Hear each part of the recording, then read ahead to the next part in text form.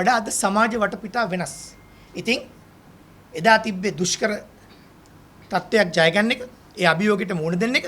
අද දේශපාලනයේ වටපිටාවත් එක්ක අපි ජීවිත අවදානමක් අරගෙන තමයි මේ වගේ දේවල් කරන්නේ. මොකද මේ සත්‍ය කියන දේ කවදා හරි මතු කළ යුතුයි කවුරුව කෙනෙක්.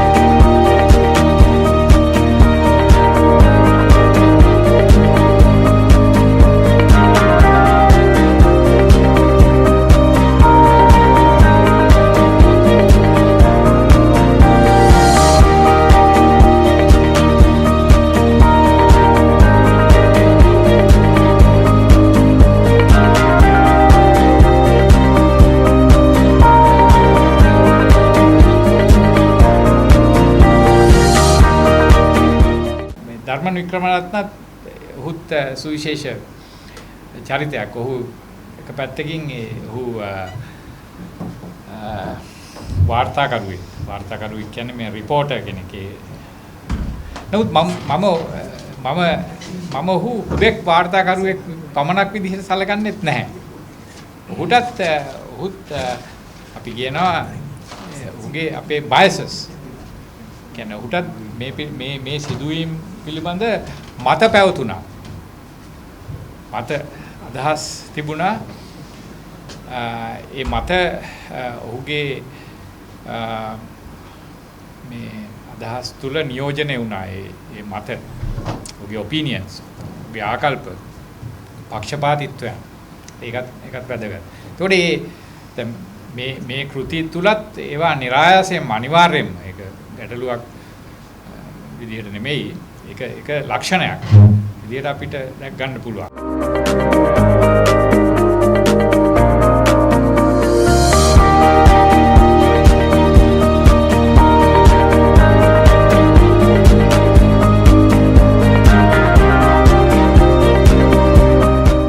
ස්තුතියි ධර්මන්.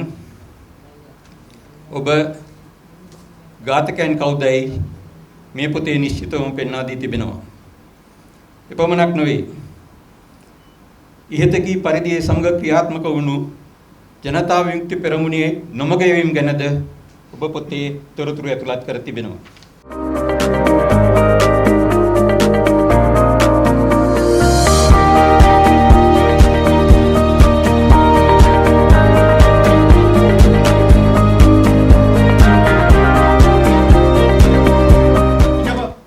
සංවිධානාත්මක කණ්ඩායමක් එනවා කියලා මට ආරංචිලා තිබ්බා. අවසාන වශයෙන් මම කියන්නේ ඉන්න. يعني ඔබතුමා මමනේ මෙතන ආරාධනය කළා තියෙන්නේ. මම මේ කතකීන්ට ගෞරවාන්විතව ආරාධනා කළා තියෙනවා. ඔවුන්ට අදහස් පළ කිරීම නිදාස දෙන්න. එහෙම නැති වුණොත් මේක කරගෙන යන්න බෑ. මේ එතකොට ඊට පස්සේ වෙනත් යටතේ ඔබතුමාට අදහස් දක්වන්න. ඒතර නිශ්ශබ්දව ඉන්න. ඒ අදහස් දක්වීමේ අයිතියට දෙන්න. ඊට පස්සේ ගැන කතා කරන්න. නෑ ඒක තමයි දැන් ඕකත් ඉතින් මේ අපි කතා කරන ප්‍රජාතන්ත්‍රවාදය පිළිබඳ ප්‍රශ්නයක්.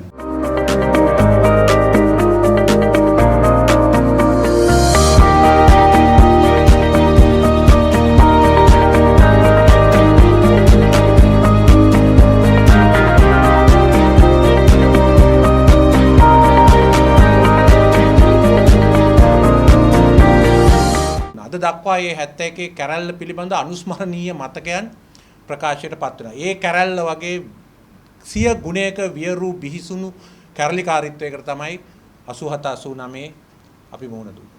නමුත් කිසිම විමර්ශනයක් රජයක් පැත්තෙන් හෝ එහෙම නැත්නම් පොදු මහජන විනිශ්චය සභාවක් පැත්තෙන් හෝ ශාස්ත්‍ර පීඨ ඇතුළු විශාල අධ්‍යයන කලාපයන් තියෙනවා. විශ්වවිද්‍යාල විශාල වශයෙන් බිඳ වැටුණ මේ සිද්ධිත් එක්ක මොනම අධ්‍යයනයක්වත් මේ සම්බන්ධයෙන් කළා නැහැ. ඒ පැත්තෙන් ධර්මන් වික්‍රමරත්න මැතිතුමා මේ අවුරුදු 17ක් තිස්සේ මහන්සි වෙලා ලේඛනගත කරලා මෙහි ඒ සියලු දෑ සඳහන් කළ තිබීම ගැන එතුමාට මගේ ගෞරවය මම මේ අවස්ථාවේ පිරිනමනවා. මොකද මේවා අදත් මේ අමු ඇත්ත අදත් සම්පූර්ණයෙන්ම විකෘති කරලා ප්‍රකාශ කරන රටක තමයි අපි අද ජීවත් වෙන්නේ.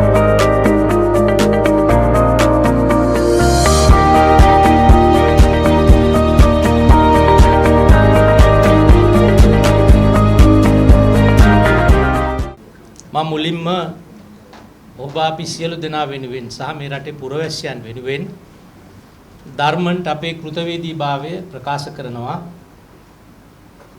වැළලෙන්න ගියපු අතීතයක් වැළලෙන්න නොදී නැවතත් සමාජයට මතක් කරලා දෙන වටිනා ග්‍රන්ථ එකක් නෙවෙයි කිහිපයක්ම සමාජගත කරපු නිසා. ඒකෙන් අදහස් වෙන්නේ නැහැ අපි අතීතයේ හාරහාර ජීවත් වෙන්න ඕන කියලා. ඒකෙන් දෙන පණිවිඩය තමයි අනාගතයේ අපිට නිවැරදි වෙන්න ඕන නම් අතීතය පිළිබඳව හරි තොරතුරු අපි දැනගෙන ඉන්න ඕන. මේක මාධ්‍යවේදියෙක් විසින් කළ යුතුව තිබුණ දෙයක් නෙවෙයි.